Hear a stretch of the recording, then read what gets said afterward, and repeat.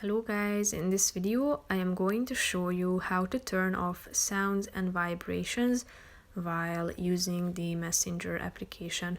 But first I just want to mention, don't forget to subscribe to my channel because at 100,000 subscribers I am going to show you my whole YouTube revenue statistics and growth strategy, how to make money online. Now let's jump into it. First of all, open the app on your phone. Click on the menu icon in the upper left corner of the screen. Tap on the settings button at the top on the right side next to your username.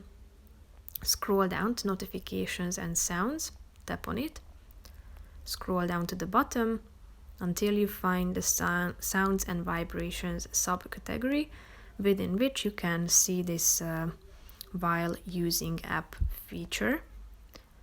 So if you would like to mute the application, tap on this button on the right side so that you won't hear any sounds or vibrations on Messenger.